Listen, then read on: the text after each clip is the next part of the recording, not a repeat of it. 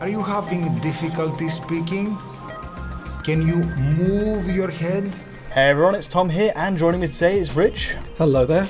Hey, so today we're looking at Metal Gear Solid 5 The Phantom Pain. It's been 3 years. Obviously today there's a pro patch 1.16 if you've downloaded that. And today I thought we'd just run through, briefly what this thing does and what it doesn't do. The timing is auspicious. Why has it just arrived out of the blue today?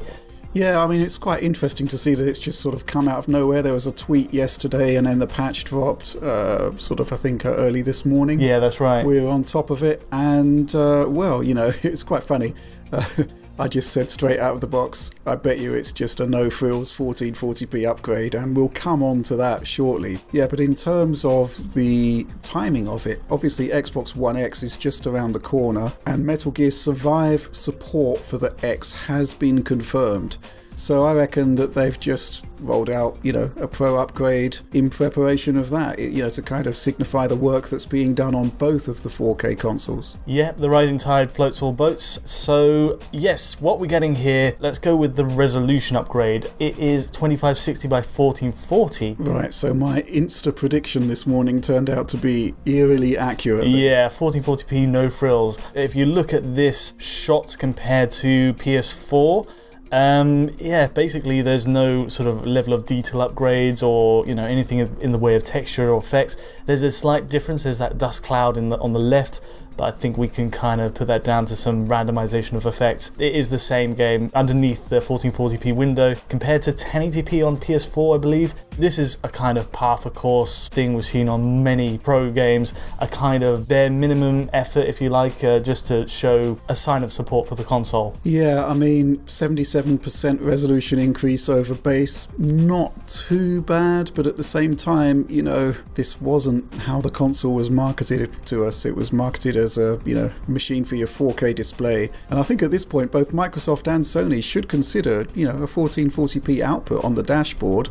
Take advantage of some of those 1440p monitors out there. As someone who still relies on a 1080p screen, we're getting just scaling from these higher resolutions. It would be nice to have a crisp and no-scaled 1440p image. Yeah, and on the case of the Xbox One X, a lot of FreeSync 1440p monitors out there, and obviously that console supports FreeSync. But on the subject of Xbox One X, I think it's going to be fascinating to see what resolution they end up resolving out on that console.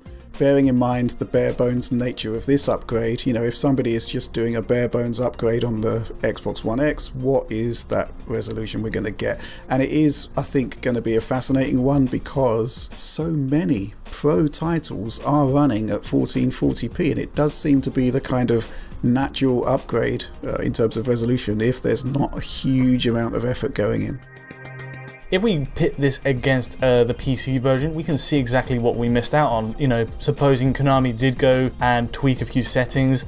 Let's have a zoom in here, and you can see on PC there's just loads more shadow detail. LODs are pushed out further. Wouldn't it have been nice to have this, on PS4 Pro if they'd put the time in? You can get a really decent output from a GTX 970 at 1440p, pretty much max settings if memory serves.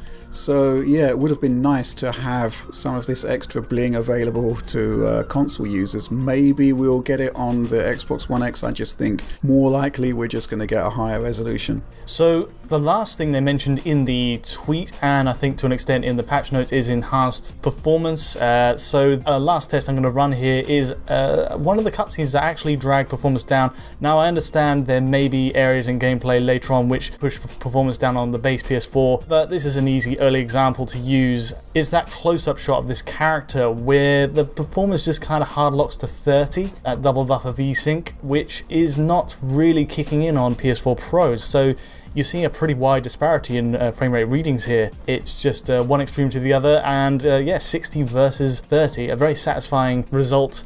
But it's not necessarily indicative of the game at large. I think most of what we played was 60 FPS on PS4 anyway, and for the most part the kind of boost to 1440p is the main benefit of this patch. Yeah, we're looking at edge cases in terms of performance improvements, so it's, and even so, it's still not perfect, is it? No, this is another example where that double buffer VSync kicks in and it does kind of edge in on PS4 Pro. You can see it just kind of hit 40 FPS there. As you say, edge cases, nothing really to be too concerned about, and gameplay remains kind of more likely to stay at 60 FPS in fact.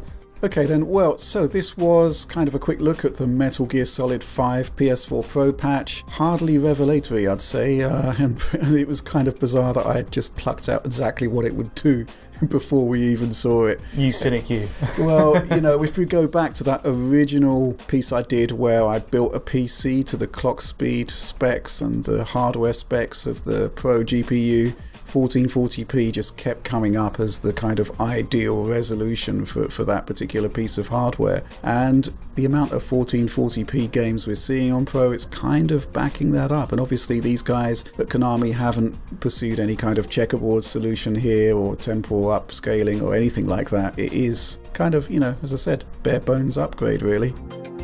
Cool, well, shall we leave it there? Mm-hmm. Well, if you did find this quick look at the PS4 Pro patch interesting, do give us a like or subscribe, and as ever, this video is uploaded at 4K quality, so if you want to see the source file, you can do that at our Patreon at digitalfoundry.net.